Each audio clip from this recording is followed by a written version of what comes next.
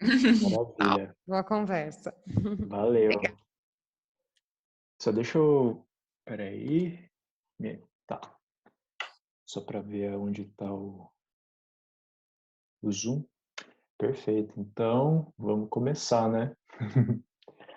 Bom, olá a todos e todas. Vamos dar continuidade aqui na nossa conversa, no ciclo de performances da ATAL. E hoje a gente está com a convidada Ellie de Bernardini. É um Olá, prazerzão. Muito obrigado, Ellie. Tudo bem com você? tudo bem, Alan? Obrigada a você pelo convite. Olá a todos. É um prazer estar aqui, dividindo um pouco dessa trajetória doida na performance. Ah, legal. Então, o intuito da conversa é sempre conhecer um pouco do processo, né, de cada um, como que a performance está presente nos seus trabalhos. E aí já começo perguntando, Eli, que você tem toda uma formação na dança. Eu queria que você falasse para a gente como que te interessou a performance, como que você entrou nesse universo, como foi o percurso até chegar aí. Então, pois tudo começou justamente na dança, no balé clássico mais precisamente. Eu estudava para ser bailarina clássica, né, profissional. Era a minha ambição artística era essa, era ir pelo mundo da dança e mais precisamente o mundo do balé clássico. Porém, eu tive alguns empecilhos por ser uma mulher transexual, e o balé clássico é uma forma de dança muito rígida com relação aos gêneros, né? É tudo muito determinado, o tipo de passo, o tipo de treinamento, o tipo de roupa que você vai vestir, em função de você ser homem ou de você ser mulher, de você ser a bailarina ou o bailarino. Eu tive o privilégio de poder, desde cedo, ter uma professora no Brasil que teve a sensibilidade de me entender como uma mulher trans e me colocar na turma feminina de balé. Então, durante muito tempo da minha vida, eu fiz balé na turma feminina, o que, de certo modo, moldou meu corpo, minha estrutura física para mais próximo do feminino, porque eu sou uma mulher trans que nunca fez cirurgia plástica, nunca tomou hormônios, nem nada desse tipo. Então, essa aparência muito andrógena, né, esse corpo muito feminino vem desse treinamento no balé clássico na turma feminina. Quando eu fui estudar em Londres, em 2011, no Royal Ballet, na Royal Academy of Dance, no setor de balé, né, do Royal Ballet, eu fui admitida como uma mulher trans, eu fazia parte da turma feminina de balé, porém eu não poderia ascender aos cargos nem de solistas, nem de segunda ou primeira bailarina, que eram os cargos mais altos. Isso já foi me colocado logo de cara. E quando eu retornei ao Brasil, eu não pude tirar o meu DRT também, que é aquela carteirinha que te profissionaliza, né? Os profissionais do corpo e da voz geralmente precisam ter. Então, em função de que eu não tinha uma turma onde eu poderia aplicar, né? Acontecia no balé a mesma coisa que mais ou menos acontece hoje no esporte, que é chamado uma coisa meio que doping, né? Um problema de o fato de eu ter mais testosterona no meu corpo do que as outras bailarinas, eu estaria em certa vantagem. Enfim, então, dessa frustração, desse impedimento, né, de poder crescer dentro da dança, eu conheci o Butô, que é uma dança oriental japonesa do pós-guerra, pós-segunda guerra, bastante visceral, não coreografada, que entende o corpo como um corpo agênero, né?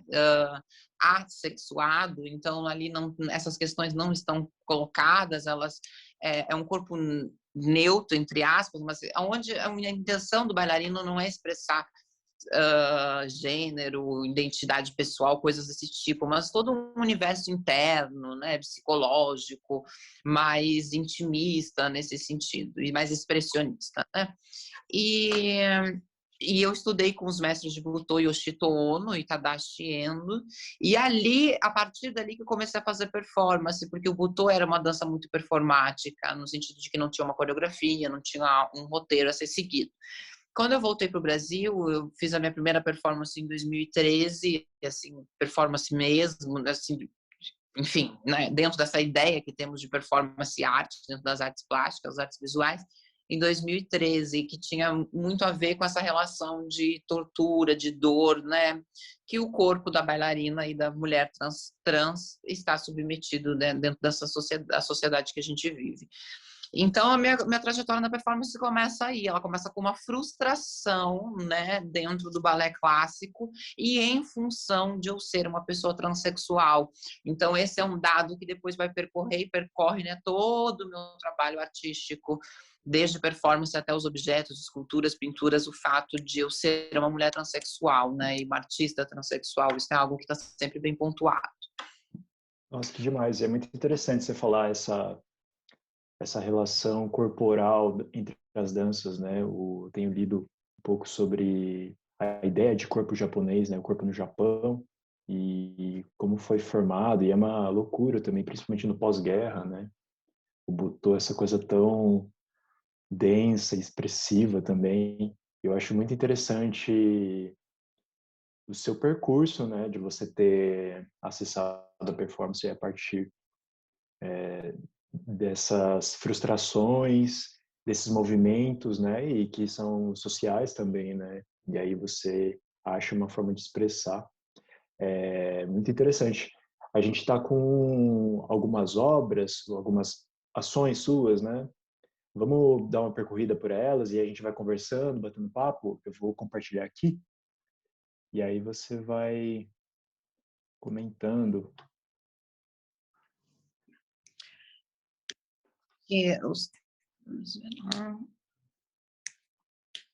Tá dando para ver? Sim. Perfeito. Eu Então, já ele vai falando. eu já começo, né, colocando essa primeira obra que é a Dance essa, né, em primeiro lugar, essa obra que é a Dance With Me, porque ela é, digamos assim, um marco na minha carreira enquanto artista. Ela ela é um trabalho bastante emblemático também, eu acredito, assim, não querendo ser arrogante, mas para a própria história da arte brasileira, porque essa performance hoje ela faz parte, o projeto da performance, também os registros dela no acervo da Pinacoteca de São Paulo, que é onde a gente pode ver nessa foto que ocorreu essa apresentação. Eu já reperformei esse trabalho umas 10 vezes, assim, mais de 10 vezes, em torno de 11, 12 vezes. O que eu nunca imaginei quando eu fiz ela pela primeira vez. É a Dance With Me, né, o nome desse trabalho. Então, basicamente, conceitualmente falando, eu cubro o meu corpo de mel e folha de ouro, porque eu brinco com um jargão, eu gosto de trazer, né, para a discussão um jargão popular que diz o seguinte: quando nós detestamos uma pessoa, quando nós odiamos alguém, nós lançamos mão de um ditado, né, de um dito que diz eu não quero ver essa pessoa na minha frente nem coberta de ouro, nem pintada de ouro, né? Então, e nós, mulheres travestis, mulheres transexuais, pessoas transexuais, né, e mulheres travestis, somos vistas dentro da sociedade em que a gente vive, principalmente a sociedade brasileira, que mais persegue, mais mata pessoas trans, como essas pessoas não gratas, né? Essas pessoas que não querem ser vistas nem cobertas e pintadas de ouro. Então, né, dentro do sistema da arte, dentro desse mundo, né, que é muito pequeno das artes visuais, das artes plásticas, eu faço essa brincadeira, esse jogo, né, de me cobrir de mel, que é um elemento também muito utilizado nas religiões de matriz africana, nos rituais de aproximação, quando você quer atrair pessoas, né, seja o amor, seja algum parente, seja né? Enfim, o mel é um elemento que está sempre presente, como simbolicamente carregando esse poder de atração. E o ouro, o poder de sedução, né? Somado a esse dito popular. Então, né, coloco tudo isso no meu corpo, que é o corpo de uma mulher trans, e me ofereço para dançar com as pessoas, porque a dança é um gesto de aproximação, né? Uma troca afetiva, é preciso haver uma certa conversa entre os corpos ali, né, para que a dança ocorra, para que a gente, né, não seja uma luta, seja uma dança. Então, tem que haver, né, uma reciprocidade ali nesse encontro. E crio esse local, né, no meu trabalho de performance. Eu acho que isso é interessante colocar desde o começo. Eu defini as minhas performances como campos de contato. né? O que significa essa expressão campos de contato? Me interessava construir lugares, né, e situações aonde eu poderia entrar em contato com as pessoas de diversas formas, de diversas maneiras e em função de diversas questões que eu gostaria de abordar, desde violência até a questão da atração, questão da ditadura militar. Eu tenho performances que percorrem esse período, né, nebuloso e sombrio do Brasil, da ditadura militar brasileira, civil e militar brasileira. Então, mas tudo dentro dessa ideia de campo de contato, de um campo, né, de um espaço que é construído, seja no museu, numa galeria ou num espaço público, numa praça, como é o caso de Bárbaros. Acho que você pode até passar para a gente, Alan, por favor, mais uma vez. Essa daí, né, essa é uma foto da apresentação que ela foi feita no Pivô, em 2018, mas essa performance inicialmente foi apresentada em 2015 numa praça. E eu grito no microfone a palavra bárbaros. E, enfim, mas para, né, para fechar esse link, essa ideia de campo de contato é construir esse local, esse espaço, né, suspenso no tempo e suspenso do juízo moral, porque em alguns trabalhos mais à frente, depois a gente pode falar sobre eles, eu também vou dar o meu corpo para que as pessoas, né, ou batam no meu rosto, ou joguem copos de água em mim. Então, criar essas situações que também levantem conflitos moral entre eu, né, mulher trans e artista, né, ou sei lá, o canal de uma certa ideia que eu quero passar com o trabalho, e o público, e o outro, né? E aquela primeira performance, a Dance With Me, então é essa canalização, digamos assim, de tudo que o meu trabalho percorre, essa noção de criar um campo de contato, onde a gente vai interagir, eu e o público, as questões da história da humanidade, né, no tocante às travestis e transexuais, a história dessas pessoas, como essas pessoas são recebidas, são vistas ao longo da história da humanidade, principalmente na história do nosso país, né, do Brasil, na América Latina, e o hoje, né? E como nós pegamos tudo isso e colocamos hoje em todas essas questões, essas discussões que têm se levantado a partir dessas crises, né, da família, da identidade, dos valores, das concepções acerca de gênero, sexualidade e tal. Nossa, incrível esse conceito de campo de contato, porque, de fato, aí talvez resida a maior potência do seu trabalho, né? De um país tão transfóbico, né? Tão violento com esses tipos de corpos, você cria uma zona onde promova essa possibilidade de contato, seja ele violento em algumas performances ou de afeto em outras, né? E isso é Exato. muito potente, né? Criar fissuras sociais. E aí necessita também do público, né? O público ele Exato. vai dar um feedback, né, da sua ação. Você Sim. sente... Como que foi o feedback da Dance With Me? Você reperformou, né? Acho legal esse conceito também de reperformance. Porque a gente reperforma, mas nunca é a mesma, né? Ela sempre vai... A diferença é repetição, ela sempre vai repetir de outra maneira. E como que foi o feedback das pessoas? O que você sentiu da resposta do público com essa ação? Essa pergunta é colocada para mim, já foi colocada várias vezes em várias entrevistas, né, em relação a Dance With Me. Eu sempre respondo o seguinte: no caso da Dance With Me, a resposta do público em geral era mais ou menos parecida, mais ou menos a mesma, assim. As pessoas queriam se aproximar, elas ficavam encantadas, elas ficavam maravilhadas, elas queriam tirar foto, tocar. Então tinha né, toda essa construção dessa aura de sedução, né, que também vai percorrer o meu trabalho depois com o uso de determinados materiais, no caso de suportes bidimensionais e tridimensionais. Então essa coisa de criar essa aura de sedução, de atração em volta, né, desses conceitos clássicos de beleza. Então eu utilizo ali, no caso da Pinacoteca, a gente tinha um pianista que tocava piano ao vivo, e a trilha sonora era MPB e bossa nova, né? Então é o que no imaginário popular a gente considera o melhor feito da música brasileira, né? Com exceção do clássico, obviamente. Então, né, pegar também esse imaginário do que é belo dentro dessa concepção clássica e tal, e colocar tudo ali, né, e ver qual é a receptividade do público. A receptividade é sempre positiva, no sentido de afeto, no sentido de aproximação. No caso de outras performances, não, né, como essa performance Bárbaros, por exemplo. Essa é uma performance que deixava as pessoas um pouco revoltadas. Como eu grito a palavra Bárbaros no microfone até perder a minha voz, eu demoro, né, um certo tempo, de 40, 50 minutos a 1 hora, ali gritando, e aquilo é muito violento, é muito forte, muito pesado, é difícil de assistir, não é uma coisa, né, agradável de se ficar sentada 40 minutos ouvindo uma pessoa gritar bárbaros, bárbaros. Então as pessoas tinham reações mais violentas, a ponto até de desligar o próprio aparelho de som, aconteceu de uma pessoa lá do público ir desligar o aparelho de som e eu achar que o aparelho tinha queimado e aí depois o som volta porque alguém da equipe foi lá e religou, ou de pessoas pararem na minha frente e durante a performance as pessoas dizerem, pessoas assim, mais velhas, né, de 40, 50 anos, assim, pararem na minha frente e dizerem, por que você está fazendo isso? Você não entende que as pessoas não vão te entender? Você não compreende, né? Isso é nulo, é vão, sabe? As pessoas tentarem argumentar comigo durante a apresentação do trabalho.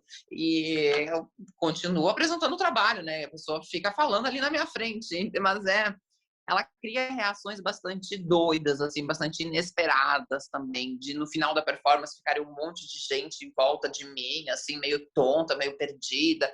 Então é bem interessante. No caso da Dance With Me, a receptividade é sempre positiva, é sempre boa, porque o trabalho pede isso, né? E ele é construído para isso, com essa finalidade. A finalidade da Dance With Me não é expor a raiva, não é colocar a raiva, o ódio, ou coisas desse tipo, mas, né, usando palavras bem simples aqui e resumidamente, é criar um campo de contato, uma ponte de afeto entre esse corpo trans, travesti e o outro, né? Que é um campo que não existe na nossa sociedade, né? Que são esses campos de afeto entre aquelas pessoas consideradas dissidentes e os outros, né? Considerados normais. Sim, muito bacana. E também eu vejo muito uma relação, é muito visual, né, essa performance. Então, tanto que depois a gente pode até falar mais para frente, a Pinacoteca tem o registro dessa performance, né, a Tem. fotografia, e ele tem um lado meio escultórico do seu corpo, ele vira uma escultura também, né, uma coisa matérica, assim, que encanta, né. Em termos de história, né, da arte, ele vai retomar um pouco os conceitos de escultura humana do Joseph Beuys, né, e essa ideia de que o corpo em performance ele é ele é uma escultura de certo modo, né, mas a gente entendendo a escultura aqui não como aquela coisa dura, rígida que tem um pedestal que é feita de pedra, coisas desse tipo, de madeira, coisas desse tipo, mas a ideia de que ali tem algo tridimensional, né, e que é uma imagem tridimensional, né? Que, enfim, Sim. pode circular em volta, né? E tal, e viva porque, né? Porque é viva, porque vem do corpo, vem do humano. Mas uma coisa que eu queria colocar, acrescentar, esse termo campo de contato, ele vem curiosamente né? Eu tomo emprestado, digamos assim, da Pina Bausch, que é aquela grande coreógrafa, né? De dança teatro alemã. E ela tem um espetáculo dela que se chama Campo de Contato, na tradução livre, né, do alemão para o português. Então, eu tomo emprestado dela essa ideia de campo de contato, porque no trabalho da Pina Bausch está presente essa noção de repetição, né? Ela que apresenta, inclusive, assim, mais claramente para o mundo da dança essa noção de repetição, de a gente repetir e nunca ser igual, né? Surgir coisas novas dessas repetições. E também eu tenho uma formação em teatro, né? Eu fiz faculdade de teatro e as minhas performances elas carregam muito dessa noção de tragédia grega, né? Tanto na ideia de o que é uma tragédia, que é um conflito moral posto, né? Colocado, algo praticamente insolúvel. Aí eu vou pedir para você se você pode passar para a gente até a dos tapas, a performance dos tapas é um pouco mais para frente. Essa daí. Essa performance fica bem claramente isso que eu vou falar agora, que é né, essa noção de campo de contato, de instaurar um conflito moral. O que é esse conflito moral? É um conflito que aparentemente não tem solução. Que é o que a gente vê nas tragédias gregas, né? Em Édipo, que o oráculo, né, avisa, mas ele se salva, aí depois ele casa com a mãe, né, mata o pai, fura os olhos, aquilo não tem solução, né? Eles estão presos nessa teia do destino que foi traçada pelos deuses, por algo maior que nós.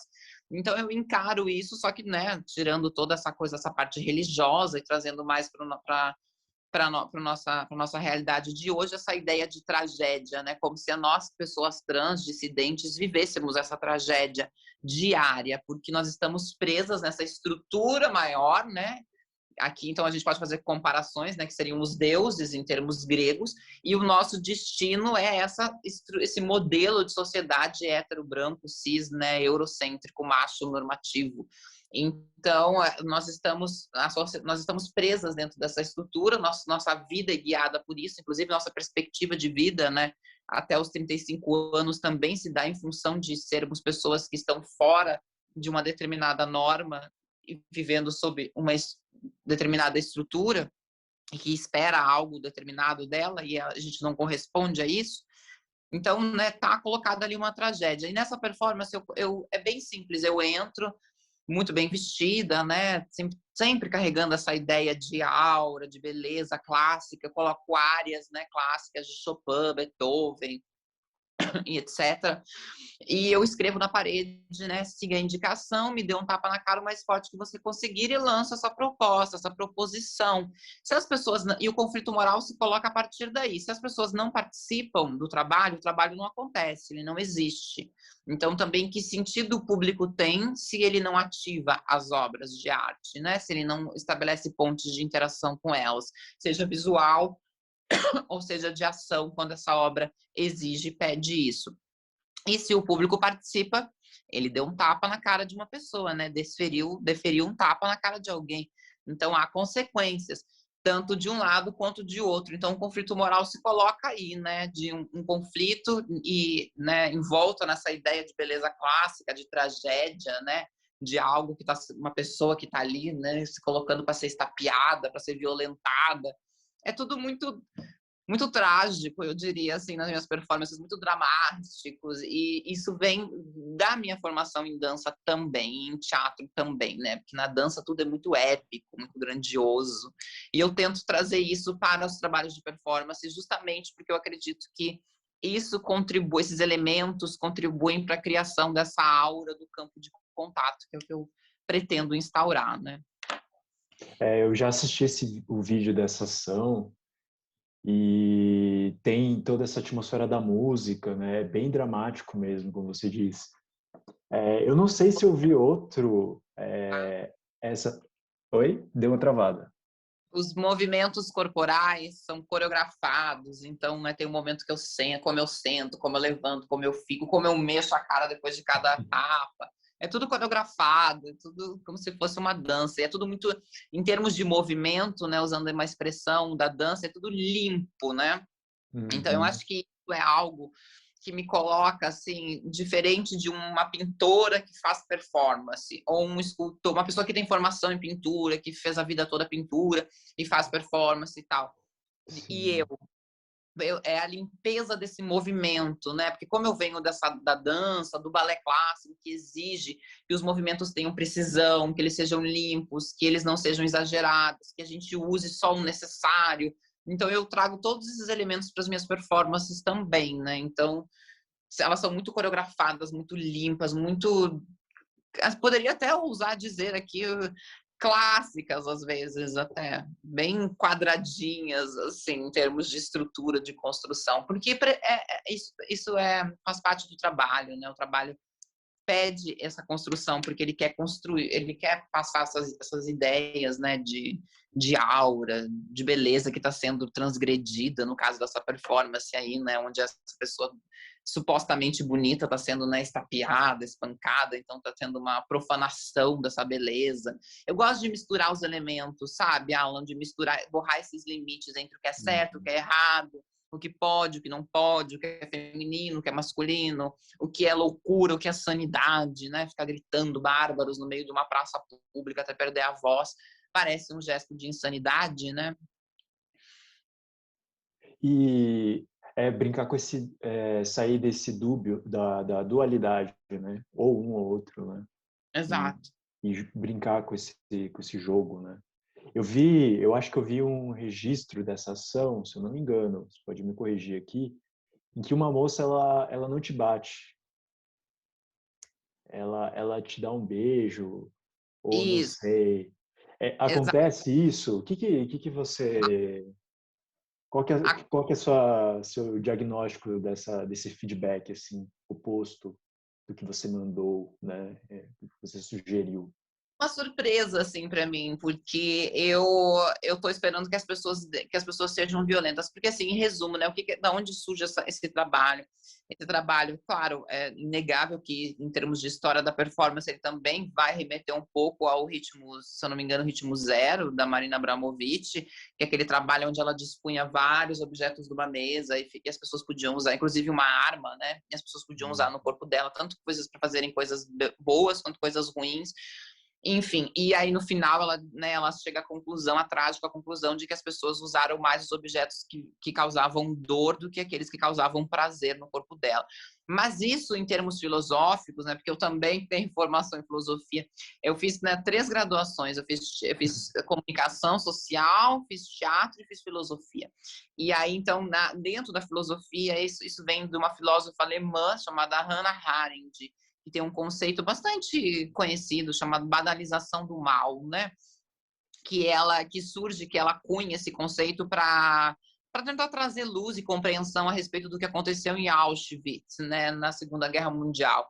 E ela diz o seguinte: quando a gente vive numa sociedade onde a violência é permitida, ela está institucionalizada, ou seja, não é errado perseguir judeus, por exemplo, né? O Estado alemão permitia que os soldados, o exército, perseguissem judeus, os prendessem e os matassem. Então, isso não era errado em termos de lei.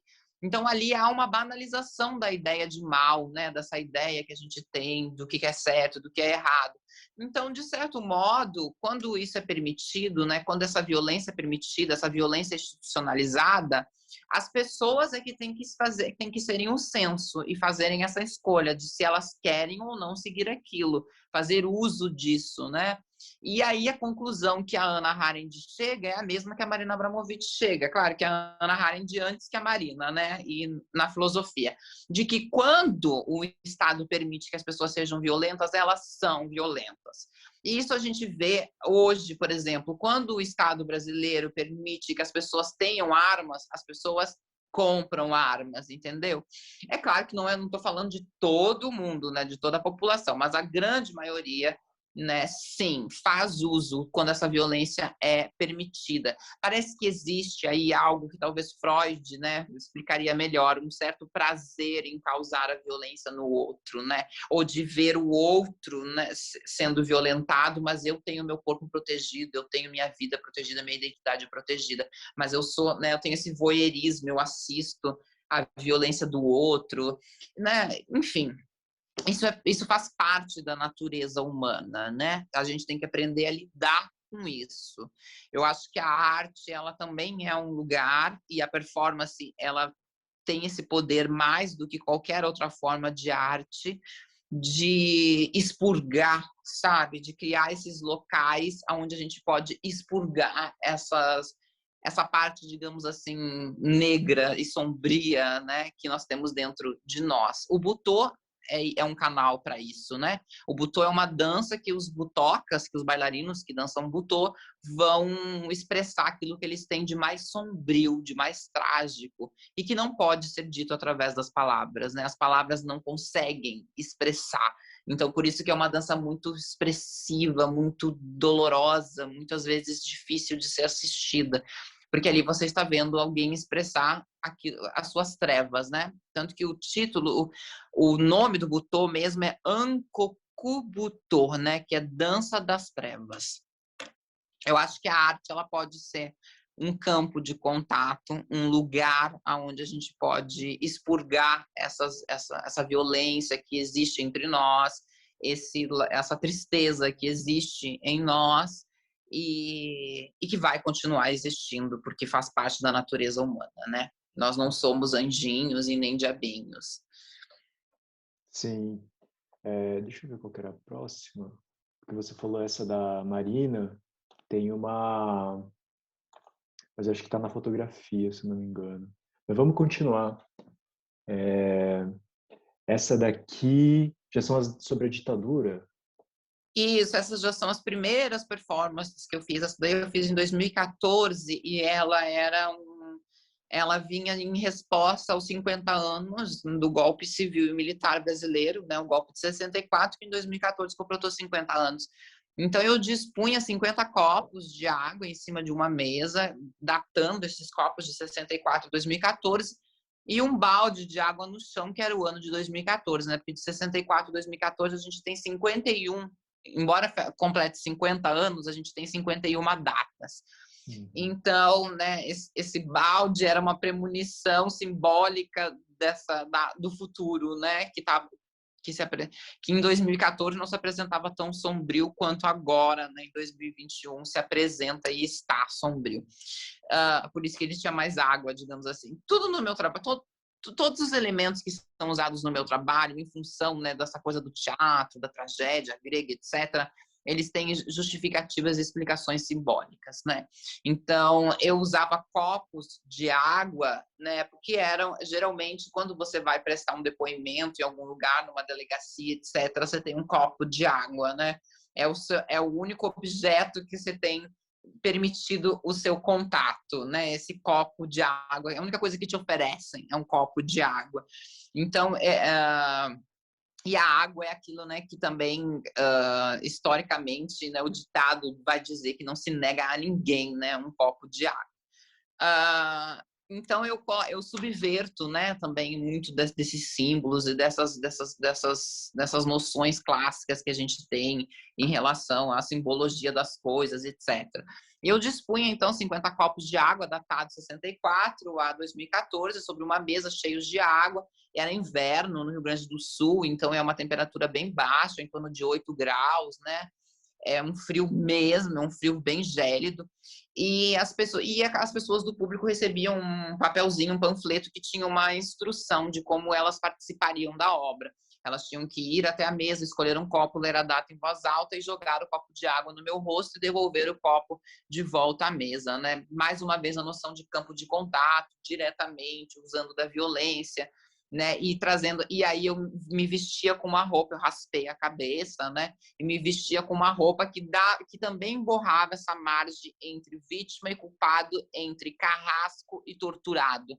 Porque essa imagem de uma pessoa com a cabeça raspada, magra, branca, pálida, lembra o torturado. Mas a roupa que eu estava usando era a roupa do torturador, né? Porque era essa roupa de militar, essa capa de militar.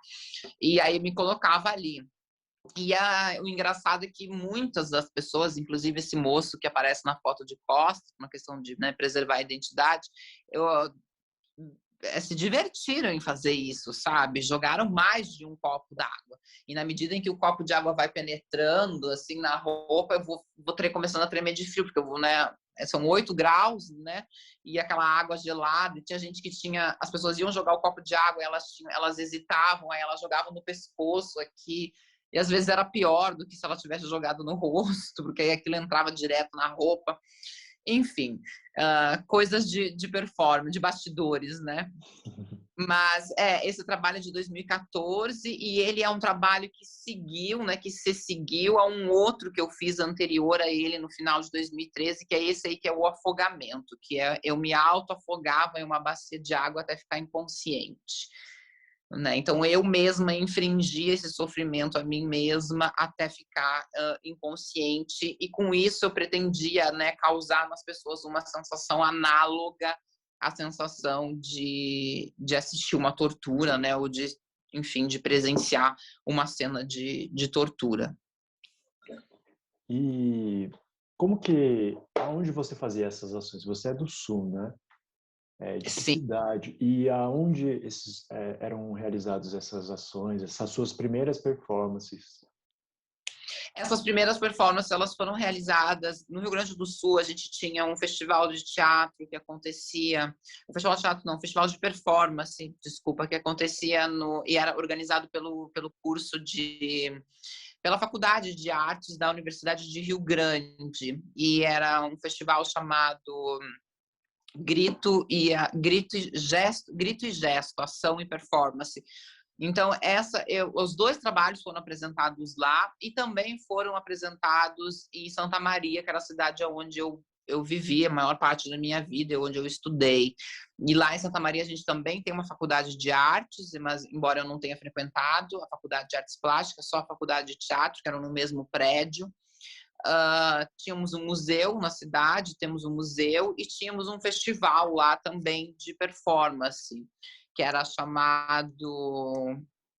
Nossa, não vou lembrar o nome agora, era a Arte na Rua, alguma coisa assim, e era um festival de performance, né? Então, no Rio Grande do Sul, a gente tinha, no passado, né, recente, 2 eventos de performances que aconteciam regularmente todos os anos, e eram nesses 2 eventos que eu costumava apresentar os meus trabalhos. E depois eu vinha ocasionalmente para São Paulo reperformar algum desses trabalhos nos SESCs, principalmente, né? Eu acho que todo performer no Brasil, de certo modo, começou ou passou pelo SESC, né? E Não você vou dizer sente que algumas são... Pode falar. Eu não vou dizer que vá passar, porque eu não sei agora, né, na situação da É. pandemia. A pandemia, o SESC era a nossa parada obrigatória, assim, do pessoal da performance. E você sente que alguns trabalhos são mais aceitos para estar nessas instituições e outros são mais, digamos, pesados e a galera, tipo, pô, aí você ultrapassar um pouquinho dos limites e não vamos fazer. Nossa. E a performance, Então, ela chega nesse limite, né? Às vezes, ela é esse território também do limite. exato. Eu acho assim, Alan, essa pergunta é muito boa, porque eu tinha uma resposta para ela, depois eu mudei, quando eu fui convidada para participar da SP Arte.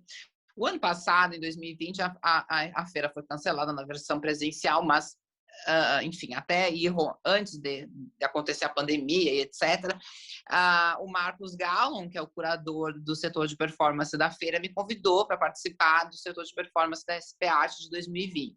Ele tinha convidado 5 artistas e ele visitou meu ateliê e ele já foi com a ideia da performance dos tapas, que ele queria que eu reperformasse. E aí eu nunca imaginei que eu seria convidada para apresentar logo a performance dos tapas na cara na Feira de Arte, né, de São Paulo, que é um lugar comercial. Então, eu achava que sim. Então, assim, Alan, eu acho que depende muito. Assim, uma coisa que eu digo sempre é que as instituições, elas são feitas de pessoas, né, de gestores, de público, de quem dirige, de quem pensa a programação, as atividades, etc. Então, vai depender muito de quem são esses gestores. Não é assim, não é que o Museu de Arte de São Paulo ele é careta, ou que não pode fazer tal coisa na SP Arte. Vai depender muito de quem está naquele momento ali, assumindo aquilo dali, que linha ele tem de pensamento e de trabalho, sabe? Eu acho que a performance ela pode ser tão assim bem aceita, procurada, né, requisitada, como foi o caso dessa pelo curador, porque ele já veio com um convite já sabendo pensando em que trabalho era, mas claro que ele deixou aberto para eu propor outra coisa, mas é óbvio que eu não ia propor outra, porque eu acho que ia ser uma experiência incrível fazer essa performance lá e ver como que aquele público tão formal, engravatado, né, de bolsa Chanel ia responder a essa provocação, essa proposta. Se eles iam aparecer, porque quando você vai me dar o tapa na cara, você entra em cena, né? Você se torna, de certo modo, performer também. Então, você sai dessa sua zona de conforto, que ninguém te vê, que você está camuflado na plateia, e você entra em cena, né? Todo mundo viu, o fulano deu um tapa nela. Então, né? É ali, é na cara, tá todo mundo vendo, não tem nada a esconder. Então, assim, depende muito, sabe? Agora, em termos comerciais, aí é outra história, né? Porque é difícil vender performance, projeto de trabalho, de ação, é dificílimo. Dificílimo vender. A gente vende muito registro, fotografia, vídeo, até mesmo áudio. Agora, o projeto de performance é tão difícil de vender como é difícil de colocar em acervo de museu.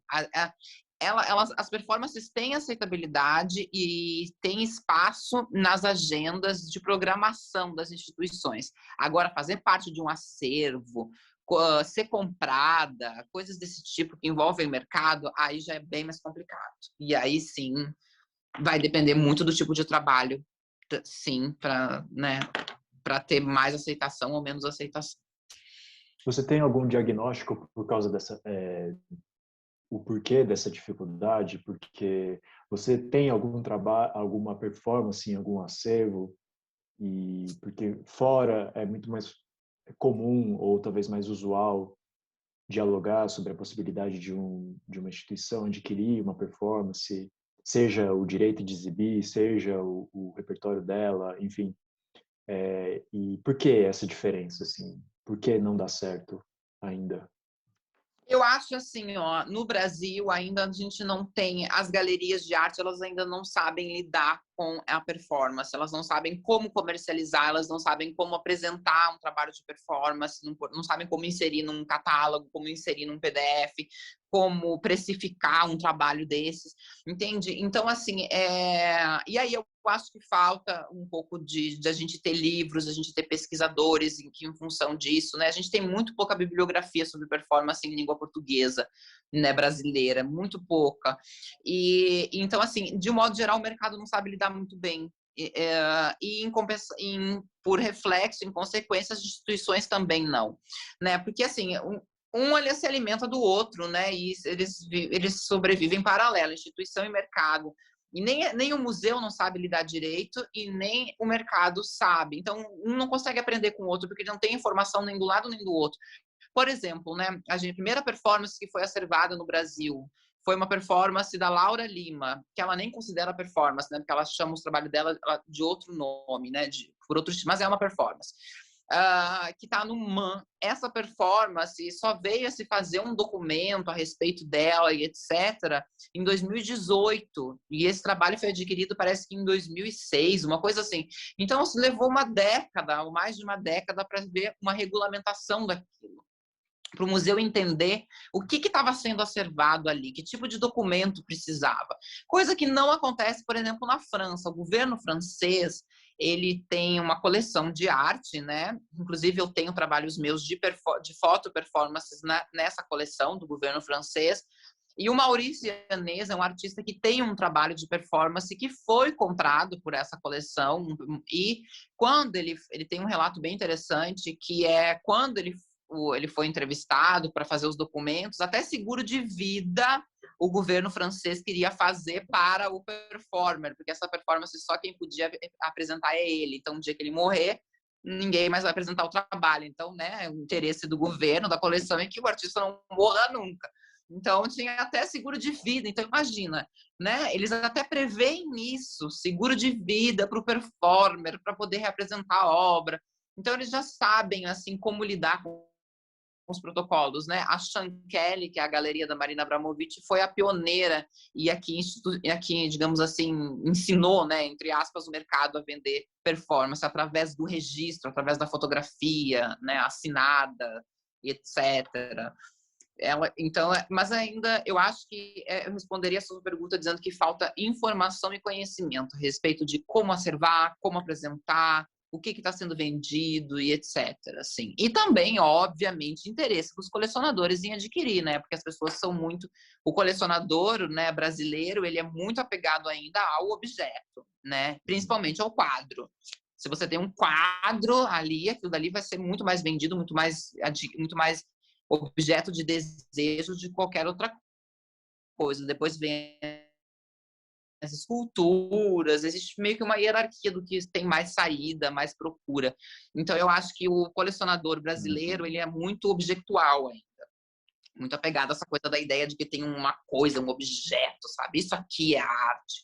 E no caso da performance, quando você compra a performance, você compra um documento, um papel com um monte de Sim, informações. é bem complicado. Eu enxergo muito isso também, essa ausência nessas lacunas de informação, né? Até pelo fato do Brasil ser um país muito recente em universidades públicas, em fomento à pesquisa, então a gente está aí batalhando bastante para não desmanchar as universidades e ainda a galera ter que produzir teses sem grana nenhuma, sem incentivo nenhum, então é bem complicado, né?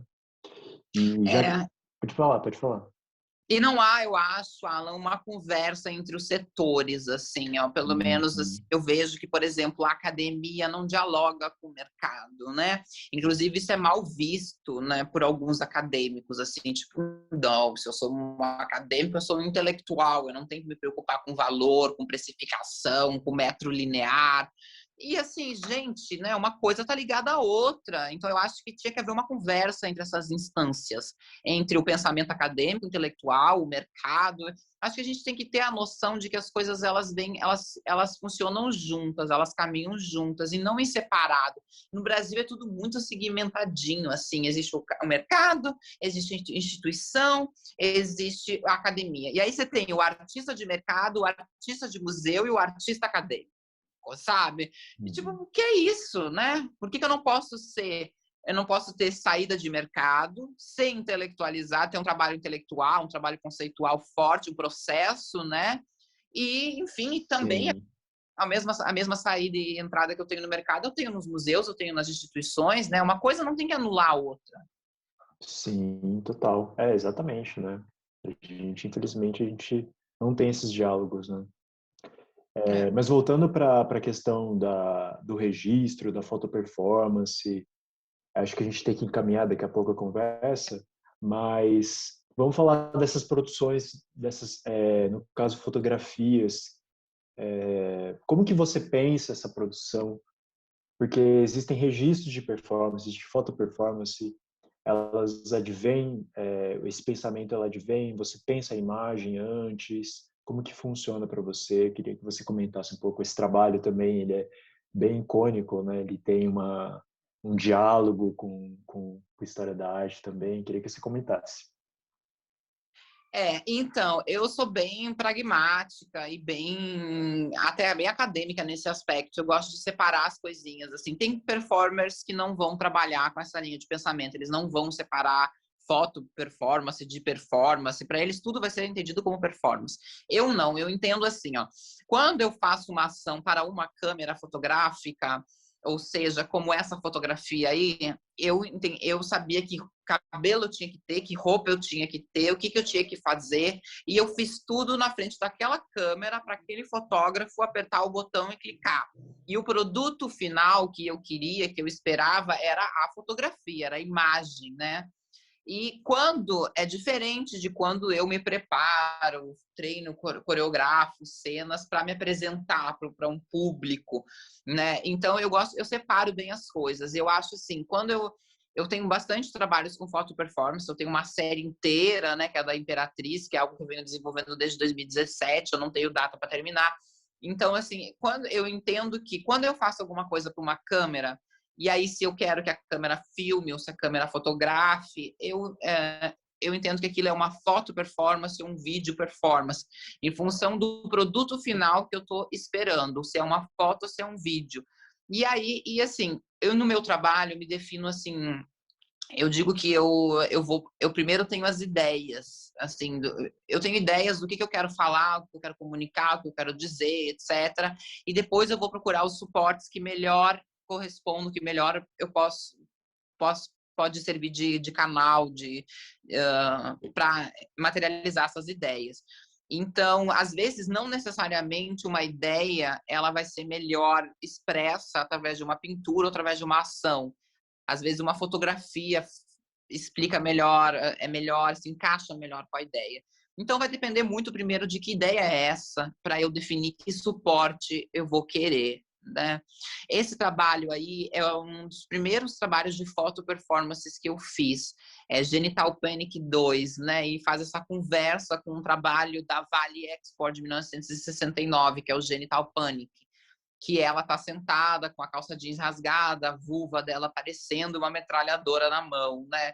Então eu trago essa imagem, né, eu refaço essa imagem de 69 em 2011, 2015, né? Acho que tá ali, 2015, e recontextualizo essa questão do feminino, né, do feminismo daí, dentro desse recorte do feminismo trans, do corpo trans, desse corpo, né, então ali não é uma vulva que está à mostra, mas é um escroto, né, que entra em contraste com esse rosto feminino, e aí você não entende direito que imagem é essa. Então, o choque que a Vale Export queria causar era do corpo da mulher, que você sabe, que você conhece, que possui uma vulva, à mostra, né? E aqui o choque que eu causo é: que corpo é esse? É mulher ou é homem? Né? Então, também dialoga com a história da performance. Muitas das minhas performances vão buscar referência na história da própria performance, né, da arte da performance, como a Marina Abramovic, que eu citei aqui, o Joseph Beuys, que eu também citei aqui, agora a Vale Export. E aí o suporte vai depender da ideia que eu quero passar, né? Esse trabalho é bastante questionável, é bastante criticado, é um trabalho assim, esse trabalho eu já tive muito problema para expor ele, tanto em galeria quanto em museu. É um trabalho que divide opiniões, assim, em função de que eu sou uma mulher branca, uma pessoa branca, e a Marielle não era branca, né? Mas eu escrevi no meu peito com um batom da cor da pele da Marielle, né? Então eu escrevo o nome dela e assim, o que que eu entendo, né, a partir disso? Eu entendo assim, eu não estou roubando o lugar de fala de alguém, porque eu sou uma pessoa dentro do grupo que a Marielle fazia parte, o grupo LGBT, né, QIA+. Ela também fazia parte desse grupo, para além de também ser negra. Então a gente tinha pontos em comuns, eu e ela. Não era totalmente, eu não estou totalmente fora da realidade dela, nem ela da minha. A gente tem pontos em comuns. E a Marielle era uma voz que me representava também, de certo modo, por a gente ter esses pontos em comuns. Então a morte dela também me afeta, né? E aí esse trabalho se chama Efeito Colateral, porque eu uso o nanquim de caneta, né, escorrendo pela boca, porque é uma representação como se fosse da morte, só que ao invés da gente ter o sangue, que é algo, digamos assim, muito muito esperado, muito previsível, né? A gente tem esse líquido azul, porque qual era o poder da Marielle como uma vereadora, como uma parlamentar? Era o poder da caneta, né? Era o poder de aprovar leis, de propor leis. E era esse poder que se esvaiu e que se perdeu, que a gente perdeu junto com ela, né? Esse poder de penetrar as instituições, né, que fazem as leis, que regulamentam as leis. Só que por eu ser uma pessoa branca, esse trabalho aparece como um problema, assim, para alguns grupos de pessoas. Mas é interessante também porque o nome da Marielle no final é o meu nome, né, a minha assinatura, né? O meu nome é El com 2 L's e ali no final a gente tem Marielle com 2 L's também. Então, sabe, são vários pontos em comuns, né, muitas vezes próximos, distantes, sutis, outros nem tantos, que existem entre eu e a Marielle, que me levou a fazer esse trabalho, que é uma foto performance. Isso aí foi feito para uma câmera, né?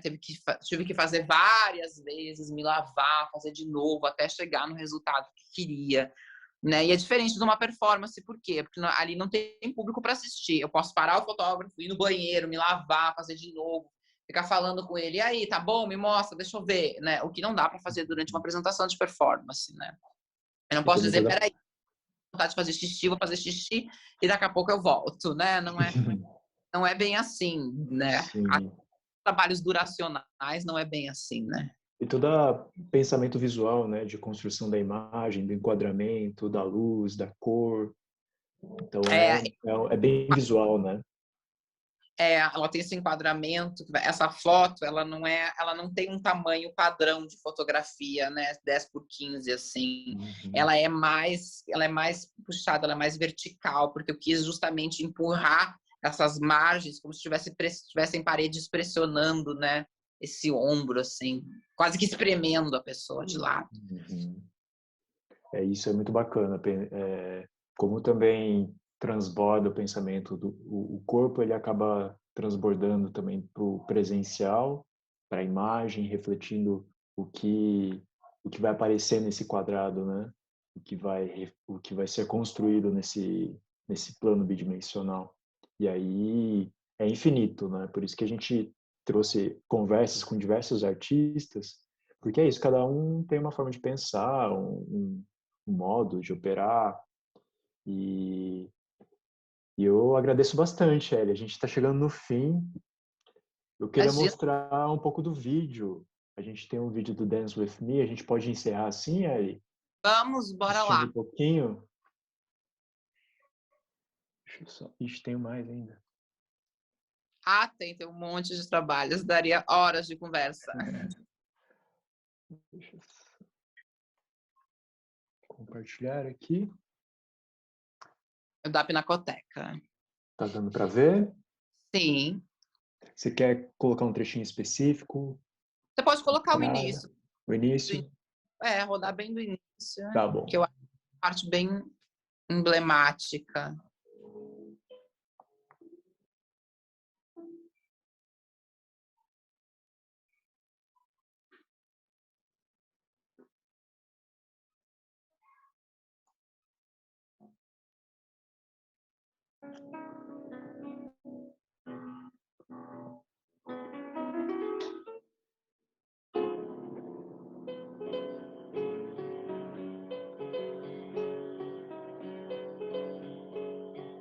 Também é dramática, teatral, né, de apresentação. Tem toda uma entrada, né? Agora vai ter uma subida até chegar lá e até tudo acontecer. Então, nesse sentido também, eu sou bem ortodoxa e carrego elementos do teatro, né? Essa ideia de comer, meio, um fim, é tudo muito demarcado no meu trabalho. E é Diferente de legal, outros. sim, e é legal o diálogo com a arquitetura da Pinacoteca também, né? Esse prédio que tem todo dialoga, parece que o seu corpo dialoga, assim, ele cria esse diálogo clássico, né, que você quer. Exato. Versos, paredes, paleta de cor. E é muito também que a trabalho ele vai trazer uma referência também a uma figura feminina do imaginário popular brasileiro, que é a Valéria Valença, né? Que era uma mulher nua, pintada, que aparecia no horário nobre da televisão, né? Seja em qual horário fosse, no meio da tarde, de manhã, as crianças. A gente cresceu vendo corpos pintados. Sim. Nós vemos isso no carnaval todo ano. Então, assim, né? O que é nudez e o que não é nudez quando a gente utiliza esses elementos. Sim.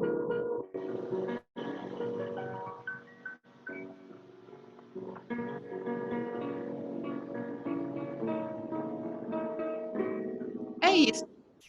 Tem no YouTube, se alguém quiser assistir. Aí a gente pode deixar também suas redes sociais, seu site, para o pessoal que quiser acompanhar e ver um pouco das ações, né? Acho que no YouTube tem os vídeos. E é isso, Eli. Queria agradecer muitíssimo. Muito obrigado por esse bate-papo, pela generosidade de compartilhar os trabalhos, conseguir falar um pouco do seu processo. É muito enriquecedor para a gente e aposto que esclareceu muitas coisas para o público e atiçou, né, provocou para que a galera possa conhecer mais seu trabalho. Que bom. Obrigada a vocês pelo convite. Contem sempre comigo. Saúde para nós, né? Enfrentarmos esse momento difícil de trevas. E, Sim. enfim, sei lá, vi. Obrigada. Obrigado. Boa noite. Deixa eu parar de compartilhar.